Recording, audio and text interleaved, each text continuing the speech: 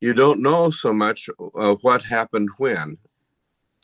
And so let us be brief about this. I will be depending upon Sibi for many details.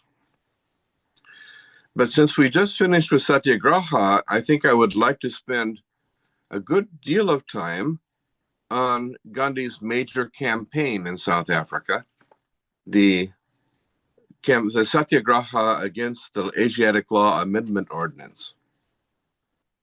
But before we look at that, let us say, again, Gandhi arrived in South Africa in April of 1893. You can see that on the timeline if you look close, if you can expand it.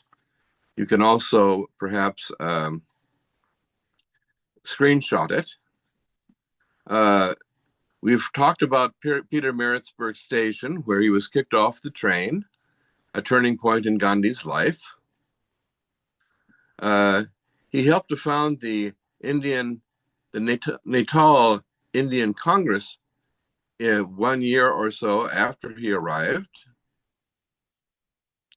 He engaged in organizing an ambulance corps during the Boer War. This deserves brief mention. In 1899, there was a conflict among the whites of South Africa. The English-speaking whites and the Afrikaans-speaking Boers, or Afrikaner people. The Afrikaners were more agrarian, farmers. They were more openly racist. They held firm to the Christian view, their Christian view, the Dutch Reformed Church Christian view, that the Black people of South Africa were the descendants of Cain. And when Cain, in the Bible, killed his brother Abel, Cain was condemned by God to be hewers of wood and drawers of water. All the descendants of Cain were to be hewers of wood and drawers of water. In other words, not quite slaves, but let's say second class, third class human beings. So the discrimination of the Afrikaner people against the non-white people of South Africa was biblically based. God had decreed that they be subhuman. This is a racism that was very deep. And yet Gandhi organized an ambulance corps, which during the Boer War, where the Boers rose up against the British, the English-speaking white people, Gandhi served them both. He was loyal to the English-speaking British, and yet he also treated the wounds of the extremely racist Afrikaner, who were defeated during that war. We could go on about this, but I think many of you might not know, maybe even Sibi might not know, that the British, during that war, established what would later be described as concentration camps. The treatment of the Boers by the English-speaking British was extremely brutal. And they were put into camps that had inadequate food and water. Some suggest that these were the first modern concentration camps that might have helped to inspire the Nazis in their treatment of Jews during World War II. Standing back from that, Gandhi, after the Boer War, founded a Phoenix settlement in 1904. This was an ashram, Gandhi's first ashram, and a living community where he sought support for those he was serving in South Africa. Shortly after that, there was another service that Gandhi undertook in 1908, where he organized a stretcher bearer corps during the Zulu uprising. And similarly, the British were putting down the black Zulu people in an uprising, and Gandhi's stretcher bearers took care of the wounded both on the British side as well as on the Zulu side. Whenever Gandhi organized these service, helping hand during the wars, Gandhi was always even-handed and, of course, carried no weapons. His only weapon was that of service. In 1910, Gandhi established a Tolstoy farm, and that was Gandhi's second ashram. It was established after he had begun his campaign against the Asiatic Law Amendment Ordinance. Let us briefly look at this campaign, and you can begin to see how it evolved at the same time as the concept of satyagraha was established and evolved. The law was passed by the British, technically, from 1883. There was an original Asiatic law, which the British had established to try to contain the increasing influence of the Indians in South Africa.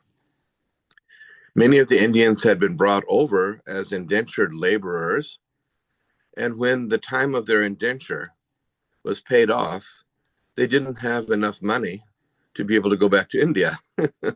And so many of them stayed. And the Indian community had grown economically more powerful in many ways than the African Black community, and they posed a major threat to the British and the Afrikaner business communities. And so the original Asiatic Law of 1883 began to be amended as the Indian business community's economic power increased. And this threatened the British, and to some extent it also threatened the Afrikaner community, though they were still mostly farming based. What was the Black Acts? Gandhi called these Black Acts black, and I think that's a little bit of a racist way of describing them, but because they were explicitly evil, he thought, and focused on the Asian people. They were not, again, focused upon the people from Africa, the Black people. The Asiatic Law Amendment Ordinance, in its revised form, came about in August of 1906. And elements were added to it. And this was basically the Afrikaner John Smuts, supported by, in many ways, the British, who had allowed the Afrikaners to form a government, and the British were still supporting these policies. Four major elements to the law. One, it repealed the Indian people of Natal province. It repealed their right to vote. They had had a right to vote, but this was taken off the books. Second, there was a tax burden placed upon the Indian community, which was intended to create economic hardship And this would encourage the Indian people to return to India. That was the idea. Third, there was an outlawing of all non-Christian marriages. They were made null and void. This was socially very, very offensive. And so the uh, makers of the law, the white people, were taking away the right to vote to a few that had it. They placed a tax burden upon the Indian people, kind of a head tax to encourage them to leave. And then they outlawed, nullified Muslim, Hindu, Sikh marriages. Only Christian marriages were recognized. This, of course, began getting Gandhi organizing the Indian community. The big issue came, the straw on the back was in 1908 when the Asiatic Law Amendment Ordinance, the Black Acts, required all Asians age 8 or over to carry a passbook in Transvaal province, carry a passbook with their fingerprints, like criminals. This was, of course, intended to humiliate, and it was intended to make their movement monitored and much more restricted. A white police officer could enter any home of any Indian in Transvaal and simply say, "Where's your passbook?" They didn't have to ask to enter, they just could come in. If you either resisted or did not provide your passbook with your fingerprints in it, perhaps for your 8-year-old child, if you objected, you would be arrested and you could be held for over 90 days, for up to 90 days, without any trial. So you can see that this was an extremely brutal and harsh law. This is the law that Gandhi actively opposed.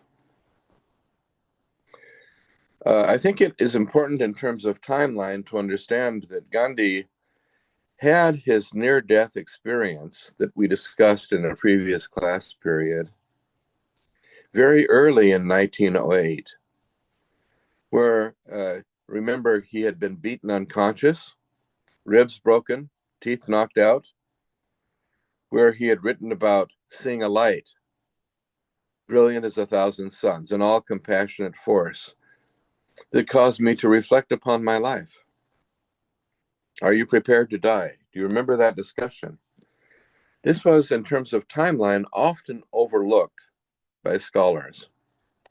But if you read carefully the collected works of Mahatma Gandhi, you can see in his newspaper writings his recollections of this the event of having been beaten and having seen a light. He identified that light with God. He believed that God had been in his presence while he was unconscious and near dead or almost dead. We might add that there have been studies relating to this phenomenon. Elizabeth Kubler-Ross, an American in the 1960s, wrote a book for nurses on death and dying. It's standard text for a great many people training in the United States for the nursing profession. On death and dying, she discusses the stages of death and grief, but she also makes mention of a light, brilliant as 1,000 suns, an all-compassionate force that many people say they come in the presence of when they are medically dead. And when they come back, they recount these experiences. Elizabeth Kubler-Ross is an extremely highly regarded scholar. her research, again, is standard for nursing programs in the United States. So Gandhi's experience in January of 1908 is not unique. It's cross-cultural. Apparently, according to Kubler-Ross and other scholars,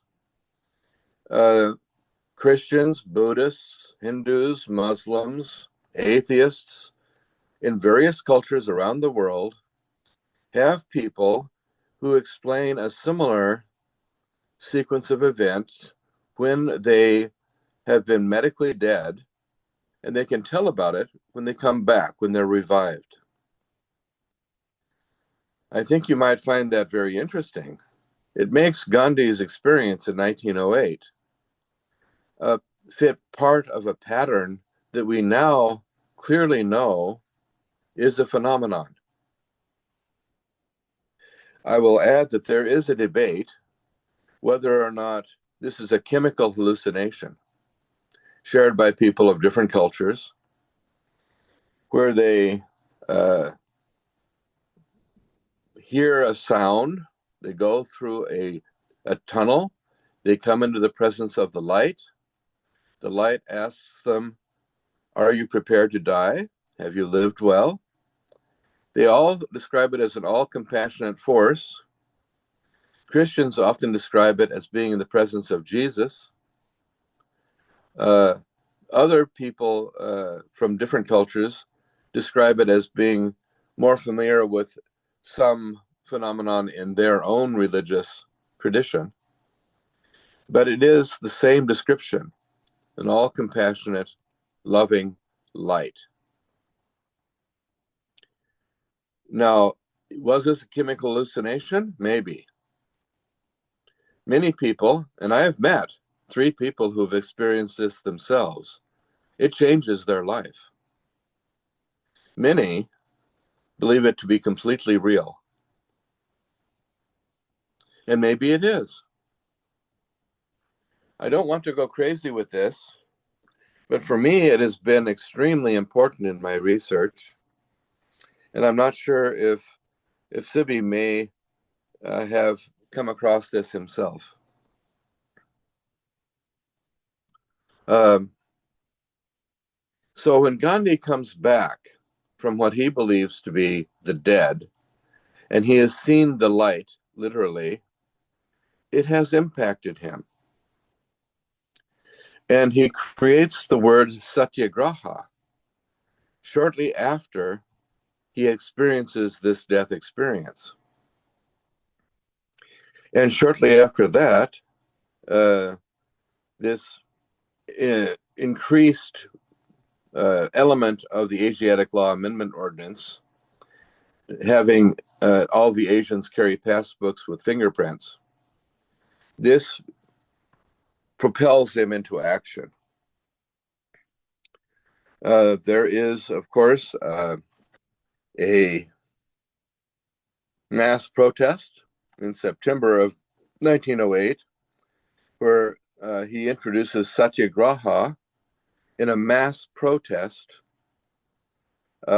which you probably have seen accurately portrayed in the film Gandhi. The film Gandhi takes artistic license and cannot be taken very literally in most cases.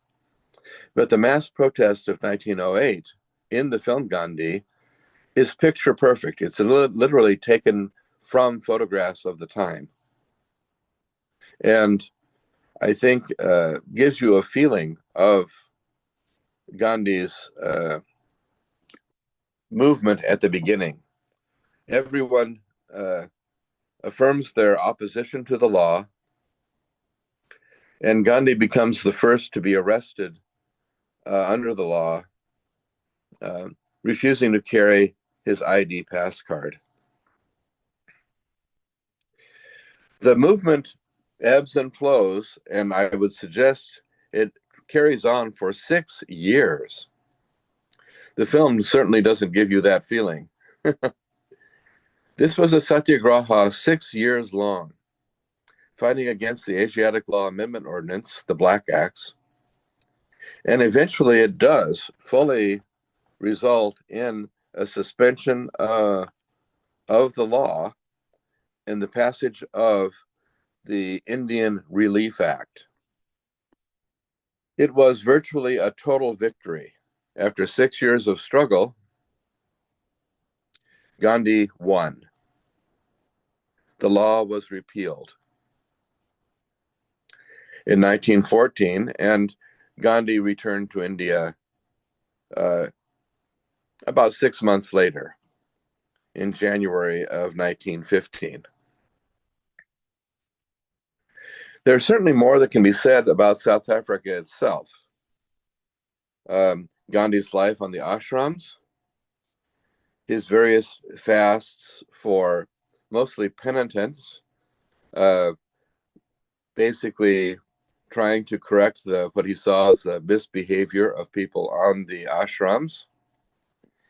He lived a simple life. He changed his lifestyle. He became committed to more of a life of poverty, voluntary poverty. He had conflicts with his wife during this period of time. And he writes about them later in his autobiography. He's very open and honest about what he believes to be his mistakes, his abuse of his wife, and the various events of the campaign against the Black Acts. Rather than drone on, at this point, I would like to ask if Sibby would like to add anything to this overview of mine relating to South Africa. Sibby? Yes. If I was mentioning, I would have mentioned about the establishment of Indian opinion in 1903 to consolidate the Indian community. The difficulties in running the Indian opinion prompted Gandhi to establish the Phoenix settlement. Phoenix settlement was not an ashram, it was a community living experiment. And the journey from Phoenix settlement to Tolstoy farm, one can see Gandhi's transformation in terms of community living. Because in Phoenix settlement, we can see that he is giving a piece of land and a share of the profit and working in the press, because this Indian opinion, the press, international printing press was shifted to the Phoenix settlement in 1904 because he considered it as a practical solution. And also, I would mention about Gandhi's reading of Ruskin Sandhu's Last and his influence in this regard in the establishment of Phoenix settlement. I will not say that Gandhi has learned the three principles which he paraphrased in his book Sarvodaya. But he was telling that the first one he knows, the second one he dimly realized, and the third one was new to him. The first one, all of you know that the good of individual is contained, the good of all, and the second one is about the barber's work and the lawyer's work as the same value. And the third one, the tiller of the soil and handicraftsman, is the life worth living. As Gandhi is described as a racist, I will also perhaps mention about Gandhi's reading of Jean Fenot and his race prejudice, and Gandhi commenting in his journal Indian opinion about this one. Another point which I mentioned perhaps maybe the writing of Hind Swaraj, a small booklet after his return from an unsuccessful trip to London, coming back to South Africa, the Indian Home Rule or the Hind Swaraj. I may also mention about one of the important aspect in relation to one of the speeches which he made in the YMCA. I think the title of the are Asiatics and colored races a menace to the empire? Because the idea of all races, commingling of all races, perhaps never thought by an Indian as early as 1908. And there may be many other aspects because the lifespan from 1906 to 1940 is a long period. And also, what are the references of the Indian Relief Bill of 1914? Because there is a criticism that Gandhi's struggle, Satyagraha struggle, was not successful, not at all successful. Therefore, if I was making a presentation, I would have touched the three main issues which Gandhi raised, because this bill, through the passage of this bill, it validated all marriages held legally in India, except those who had more than one wife in India. One of them would be recognized as a wife in South Africa. Also, it abolished the annual license of £3 from indentured Indian laborers who had failed to return to India and settled as freemen South Africa after the completion of indenture. It further provided that a domicile certificate issued by the government to Indians in Natal, bearing thumb impression of the holder of the permit, would be recognized as conclusive evidence of his right to enter the South African Union as soon as his identity was established. I may mention some of these points, but I think Professor Michael in his presentation covered almost all important aspects, but there are many personal recollections with his family life, the ups and downs. There are many other things which can be discussed. With these comments, I stop here, and also the fine details of many of the incidents needs a lot of elaboration and critical analysis. Thanks a lot. Thank you. Thank you, Sibi. And I am very grateful for your being here to add those important points. That stimulates me also to kind of help paint a very big picture. Remember that Gandhi during this time was still a loyal citizen of the empire. And he did travel to London to attempt to get the British, in some ways, to put pressure upon the Afrikaners who were ruling in the Transvaal to repeal the Black Acts.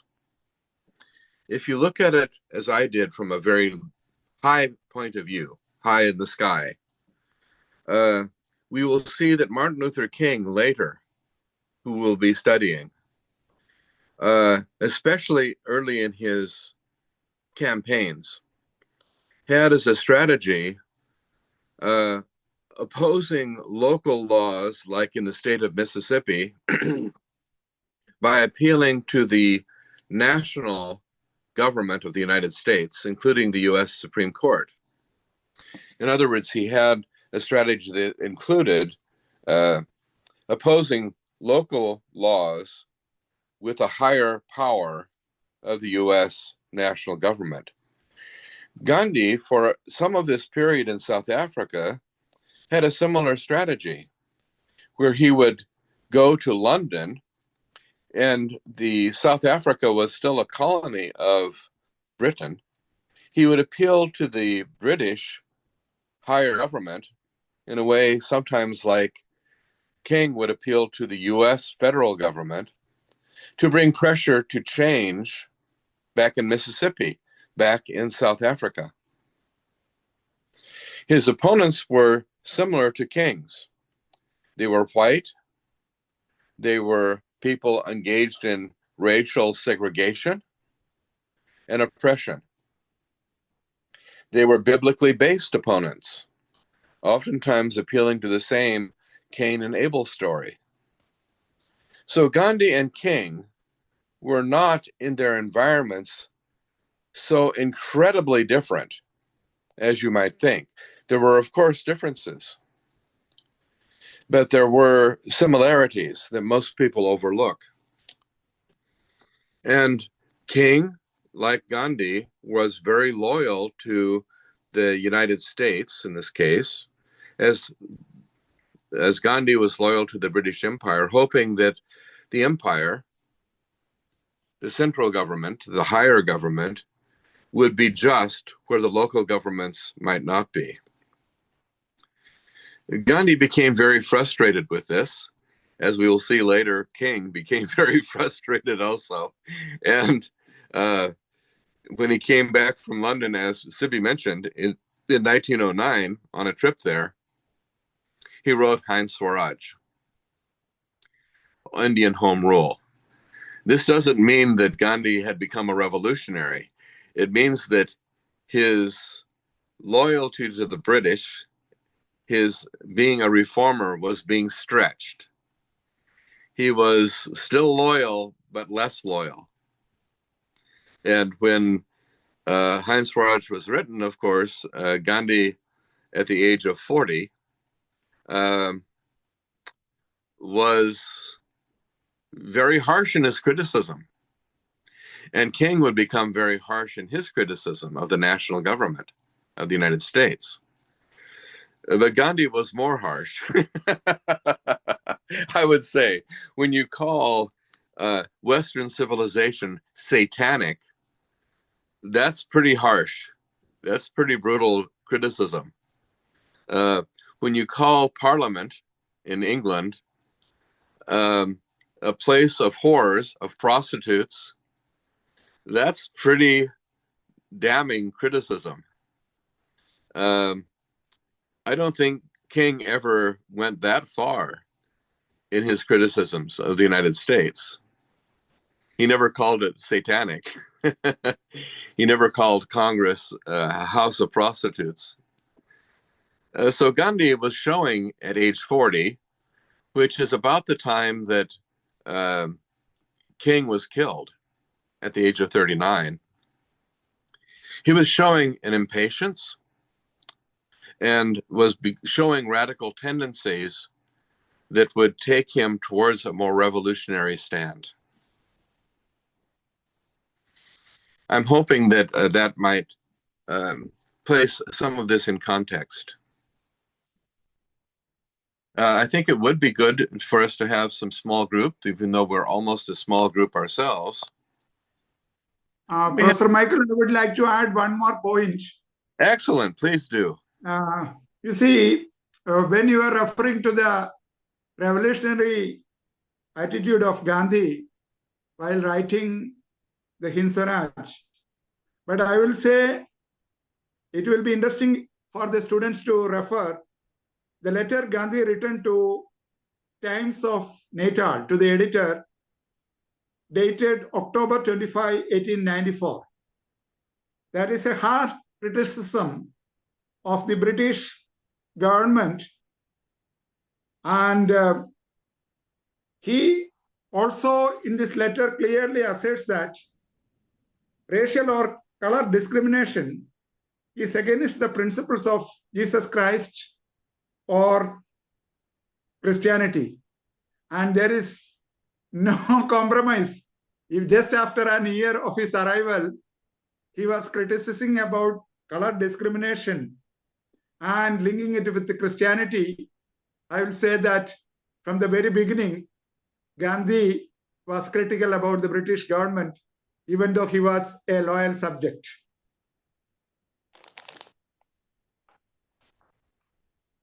That is a very helpful. I agree that he was a stretcher bearer of the empire till the Jallianwala Bagh massacre. And his motivation for being a stretcher bearer was partly service, but it was also partly to prove that the Indian community was worthy to be treated as equals. Yes. And he was trying to impress upon the white population in South Africa that Indians were loyal and were worthy of respect.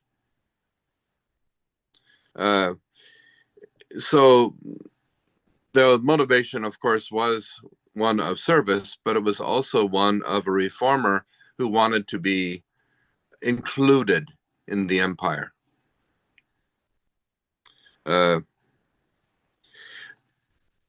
People evolve, and that's okay.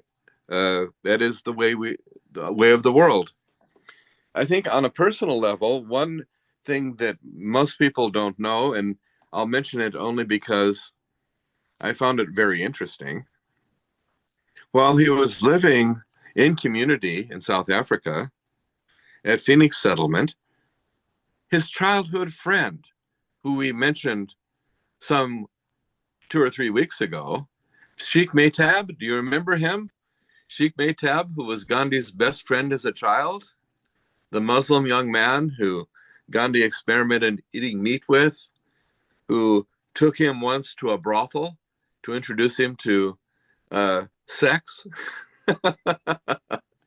Sheikh Maytab, who was strong where Gandhi was weak. Remember this man in India? His childhood friend came to visit him in South Africa. And Gandhi welcomed his childhood friend with open arms. But it didn't work out very well. Gandhi had changed. Sheikh Maytab had not. Much, apparently. At the ashram, and maybe Phoenix Settlement doesn't deserve to be called an ashram, but at the settlement, Sheikh Maytab brought in a woman from the outside to have sex with. And of course, this was entirely contrary to the rules Gandhi had set down for the settlement. Gandhi had to do something that made him sad. He required that his best friend from childhood leave. You must leave the settlement. You have broken the rules. I have changed. Your behavior is unacceptable. You must leave. I'm not sure if any of you have had experiences with people you knew in childhood with whom you have had conflicts later in life. But this jumps out at me as a stark example of what can happen when your life evolves and maybe your friends do not understand, they do not change. You must leave your friends or ask your friends to leave you. This is a hard truth, I think, and I have experienced it also. At this point, it's 10 minutes to 8. I see we have a somewhat better attendance. Shall we take a few minutes to open the discussion, perhaps in a couple of small groups, for no more than 15 minutes? One point I would like to share with the whole group, that was about the changes happened in his community life, especially in Phoenix settlement. The last point we discussed was about his decision to become a brahmachari or a celibate life.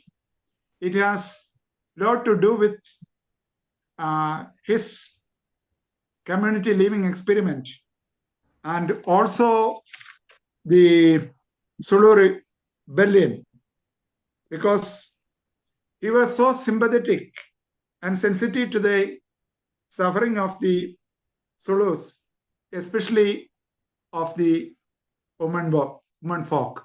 I thought it would be appropriate to discuss that in the group also. Thank you.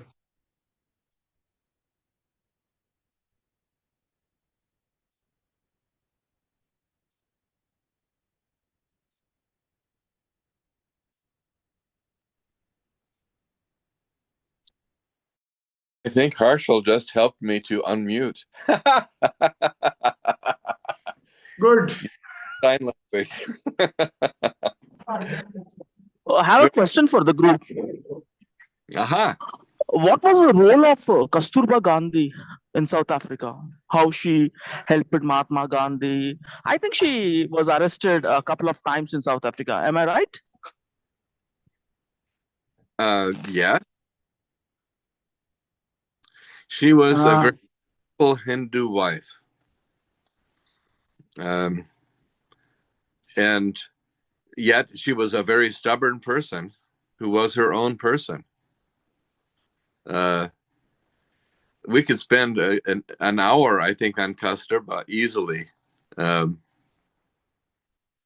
Yes, she was arrested sometimes, following her husband in the struggle. In lifestyle, she lived with him, of course, and though she complained about it, she became close to a life of poverty. She sold away her jewels and her jewelry. She did not like that. And yet she also never learned how to read or write. Gandhi wanted to teach her to be literate, and she insisted that she didn't want to. But She she used to maintain a diary, right? And recently Tushar Gandhi has released that. Well, did she learn how to read and write, Sibi? Finally? Gandhi's diaries of the later period, but I have discussed in my book Kasturba Gandhi as an embodiment of empowerment, the role played by Kasturba Gandhi in the Phoenix settlement. I will share a link to the group because at the moment I do not have the book with me. Maybe in the library it is there. I am speaking to you, all of you, from my house. I'll share the link of the book so that all of you can understand the role played by Kasturba in the running of the Phoenix settlement. To be frank, the real person who ran the Phoenix settlement was not Mohandas Karamchand Gandhi. It was Kasturba and Kasturba alone. I realized it when I visited the Phoenix settlement, and later my studies relating to Kasturba after the visit. I'll share in the group. Let me see whether I can do it now. I am also facing some connectivity challenges. That is why I'm not using the video. Let me see whether I can send the link right now in the chat box. Let me try. Thank you very much, Sibi, and thank you for the question, Shushil. We may have to come back to it. Though there are only 15 of us present today, we may have to repeat this a little tomorrow. And maybe that's good. If we can have on the screen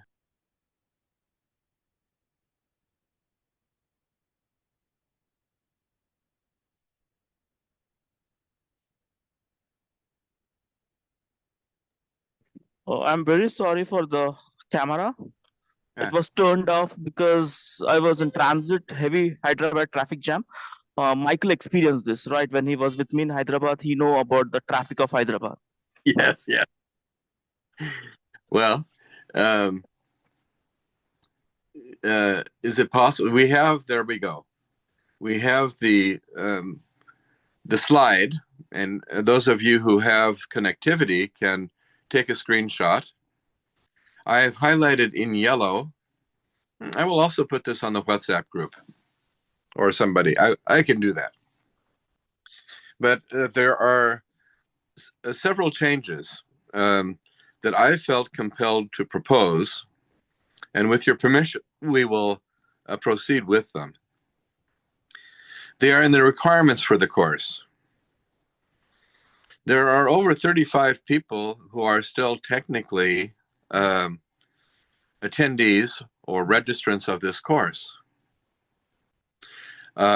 Typically 25 or so come to about 15. Of the 35, only 6 turned in the first assignment. Only 6. And of those 6, I think only 2 really did the assignment close to what I had suggested was the intention. So there has been poor communication. Because I take some responsibility for poor communication, number one, because very few people were able to get the first assignment in on time, number two, and because I anticipate continued, perhaps, challenges of connectivity in the future, number three, I would like to propose of the original 5 assignments, that is, turning in journal reflections on one day, later turning in journal reflections on another, and having a final paper. Those 3 are all that I want to keep. There were 2 other papers that were scheduled to be written. I want to eliminate those 2 papers. I think perhaps I was asking too much. And again, there may be technical issues. You see in the yellow, there are no papers relating to just Gandhi or King. That has been cut out. And the journal now says only the reflection portion of your journal should be sent to the course instructor. Each reflection will note the session number and topic, followed by a short statement. Now, I'm proposing to be a statement that will help get you in the right direction. Currently, it is my personal view that Gandhi was crazy regarding this, or that Martin Luther King was exceptionally insightful when he said this. Currently, it is my personal view that, and this is why. In other words, I would like you to begin to show critical thinking. I'm not really interested so much in your class notes. Don't send those. Just a simple paragraph regarding each session that shows me what you think. Please don't send these 1-paragraph entries one by one, but take care to bundle them together to be sent in 2 batches due on the dates in the course outline. You can see that the date for Gandhi, the Gandhi sessions, has been extended to March 3rd, the Monday after we finish Gandhi. So you now have another week. You're not behind. You can modify what you sent to me before. You can catch up and send simply 1 short paragraph about what you think, what your opinion is regarding the session in question. There will be, you can see, a total of, I guess, 15 sessions you can make some comment on March 3rd. 15 sessions sounds like an awful lot, but again, a short paragraph relating to one thing, one insight that you think you agree with or disagree with regarding Gandhi. It is my personal view that Gandhi's view of the soul is not mine. And this is why. In my Muslim tradition, we don't believe in reincarnation. You can be very simple, but I want you to think about where you agree or disagree with each session. This is too often neglected in education, the critical thinking part. And this is what I would like, with your consent, to emphasize. If you have one short paragraph, perhaps you can put 3 such paragraphs on a page, maybe 4. It can be very brief. And that this will serve to show me that you are thinking, that you are reflecting on. It will also be evidence that you either attended the session or you have reviewed the session online, in which case you also get credit for it if you watch the recording. You may send in perhaps 10 of those 15 by March 3rd. 10 at 1 paragraph each might be 3 or 4 pages total. This is not a tremendous burden. I'm hoping that you can accomplish this and that more than 6 of you will be able to successfully turn in something on March 3rd. Then we will have another such journal reflections due on April 29th. And then I keep the final paper, which is in the syllabus. It is only 3 to 5 pages long. Remember that? It is the same assignment. And it is due the Monday after we finish our session. So we finish our last session April 5th. And the final paper, you can see highlighted in yellow, is April 7th.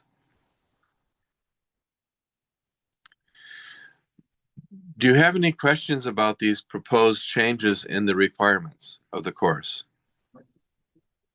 Yeah, Michael, Yes. actually, can it possible for you to send a template of a journal? Because normally we make natural landscape journals in art, Yes. right? But general on your topics, it's difficult for me. Well, If possible, you please post a template of a journal so that I will I make. could, but understand I'm not asking you to send the entire journal. Your notes are your notes, and you can keep your notes relating to what was covered in that class session. Your notes can be a page, 2, 3 pages long if you like. You don't need my template for the journal, because I don't propose to look at all of your notes. All I propose is, quote, only the reflection portion of the journal. Only that one short paragraph. And there I do kind of give you the template. I say in the yellow, you can see it. Please note the session number and topic, followed by a short statement. Currently, it is my personal view that, and this is why. You fill in the blanks. Does that make sense to you, Shushil? Yes, Michael. So I think you may be trying to make this more difficult than I intend. Maybe that was my fault for not communicating. No, while doing a journal, if there is involvement of art, I will be very glad. Well, I certainly appreciate art, especially from a fine artist like yourself, Shushil.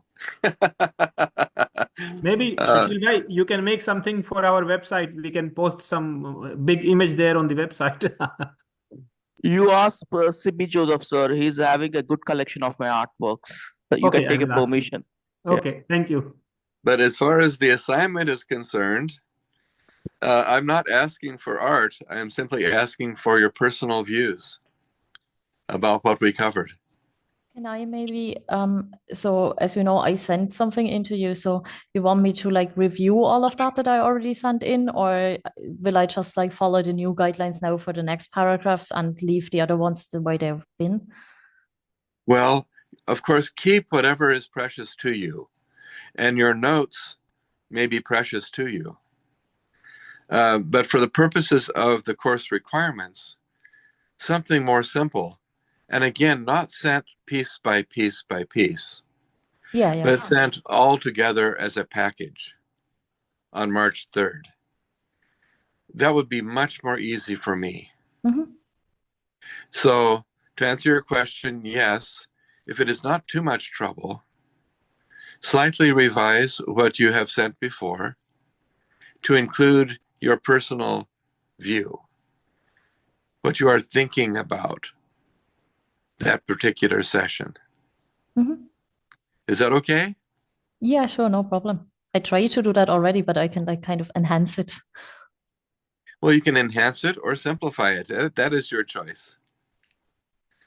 But many people basically provided data regarding what was covered in the session. And some people were incredibly skilled at summarizing what had been covered in the session. It was beautiful, but it did not include their personal thinking. Primarily, I'm trying to encourage your own personal reflections to be shared, not simply a listing of what was covered in the session, but what you think about one or two elements of that impact you. Try to make it more simple. That is my desire. We will probably repeat this tomorrow because many people were not here today. But for those of you who are here, do you find this modification acceptable?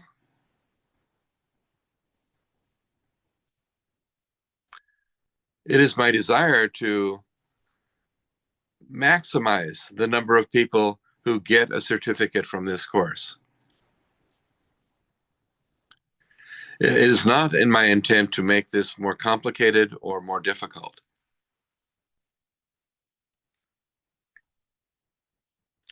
I might add that attendance, remember, is for a minimum of 2/3 of the 30 sessions. One person has already said, oh my goodness, I have missed half of the first 10 sessions. I cannot go on. And I wrote back to that person, well, that is your choice. But yes, you can. You only need to attend a minimum of 20 out of the 30 sessions. And this person will stay in the class because of this flexibility. I know many of you have busy personal lives. You may be ill. You may have bad connectivity. So many problems arise. But it is my hope that in person you can come to at least 10 sessions and you can in the video recordings. And so again, you don't have to attend every session. I would be really happy if you did, if you can. I'm really, really happy. But you don't have to. Life happens. Problems arise. Okay? So the course is set up to be finished in a very flexible way. Are there any questions about that?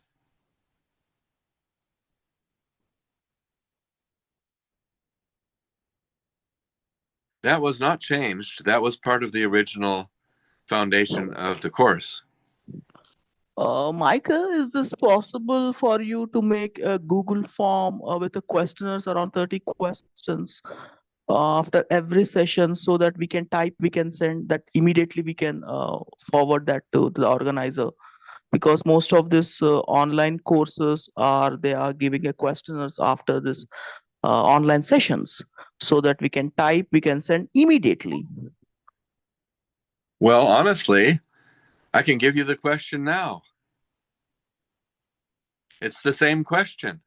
I What think do you think about the session, let's say, of Gandhi in South Africa? Have you learned any insights from this session? What do you think about it? Currently, it is my personal view that while Gandhi may have used racist language in South Africa, he evolved to change.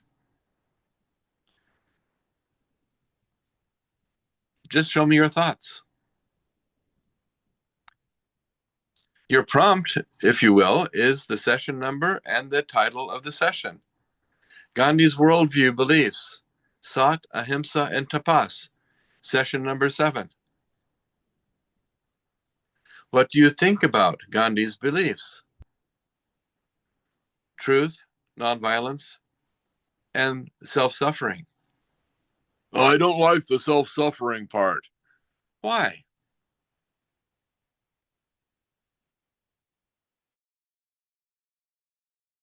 Sushil, I don't think you need a separate prompt for every session, because what I'm hoping to see is your thinking relating to each session that you attended or watched on video. Don't make it too complicated.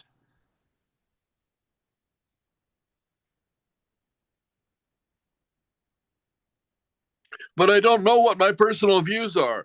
Are you asking me to actually think about what my personal views are? Can I Yes. give some? Can I attach some citations? You can if you want to, and you can attach beautiful artwork if you want to. But I'm not asking for I this to love be to do that. complicated. I love to do that, Michael. I want to express things, express my words through art, not in words. I'm an artist, so I want to do whatever I want to speak. I speak through my art, through my brush, through my colors, through my canvas. Then I expect one completed work of art for each session. with the permission to publish on the website. I can draw. I can draw your entire speech in 20 minutes. Oh, would be nice. With the pencil work. That would be glorious. But honestly, I would like for each of these reflection entries, they should not take more than 15 or 20 minutes. I don't want them to take a lot of your time. So pencil work would be wonderful, Sushil. What you are asking is, can I give you a treasure? And I'm saying, of course you could give us a treasure. But for those who don't have these artistic skills, and that is certainly me, I'm asking simply for your thoughts. I would like to share an interesting thing. A gramophone historian was here, presentation on January 30th. When he was sitting in the airport, he produced 3 drawings of Gandhi's abodes. I took it from him and wrote a small write-up and published in Media Swaraj. And when he was going for another gramophone presentation, he made another drawing that also I made use of it. I'll share in the group so that we can also, if Sushil writes something, I can add something to it and it can be published in the website. Very good. That would be very I'll nice, share with Sibi. you. Thank you. And by I'll the share way, in the group what I have done. and there is a small method to my madness. In my head, if you are able to provide one short paragraph regarding each session and what you think, by the time we finish the 30 sessions, perhaps you have 20 such short paragraphs. That's maybe 7 pages total. And you have turned these in, and this is good. The final paper, then, can largely be you're integrating your thoughts. You see, that short paper at the end of the course, that 3 to 5 pages, it can be simply an integration of your insights from the previous entries that you have given before. You can use it as kind of the foundation for bringing your 3 to 5 page paper together. It should be able to make that paper more easy to write. Does that make sense? Can you see my logic?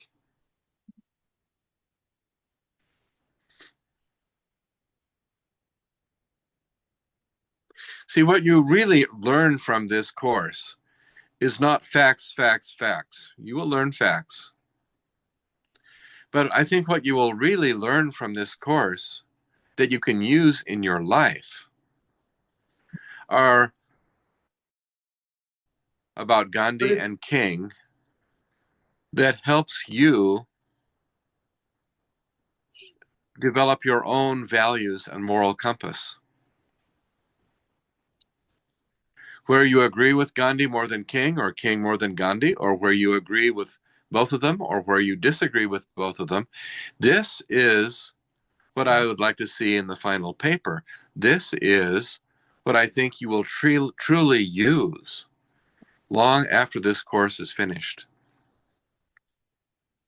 Facts, facts, facts, they're all good. But what is truly valued is what you have learned that makes your life guided more according to your values. You see, I am very ambitious. I don't want this course simply to be an academic event. I want this course to be a life-affirming event for you. For each of you to become more clear about what you yourself believe and how you can move forward with your life.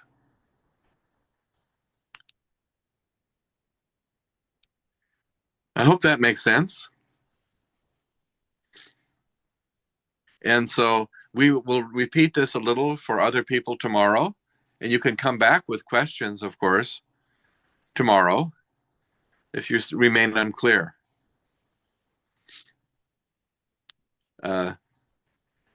It may be that some of you will use art to express yourselves. Shuchitra, you may write a small poem about each session. That would be also beautiful. I was just going to say this. The Suchitra can make one poem. Sushil can write one page of art, and then somebody can recite it after each class, each session for 2 minutes or 3 minutes. This may be possible, but I want all of you to have equal time to share if you need to. Make it meaningful for yourself. Yes. Okay? And again, if you don't have artistic talents, I am not musical. I am not poetic. I am no artist. I cannot draw worth crap. We all have different talents. Feel free to use your own. And it might just be a simple paragraph. That's all I would be doing. Yes. Okay? Yes. Thank you. You're welcome. And again, I will look forward to tomorrow, where we will look at some of the highlights of Gandhi in India as he evolves as a revolutionary. And I look forward to that session. And Sibi, you are an incredibly valuable resource whenever you attend these classes. And I greatly appreciate in a personal way everything that you add. Thank you so much.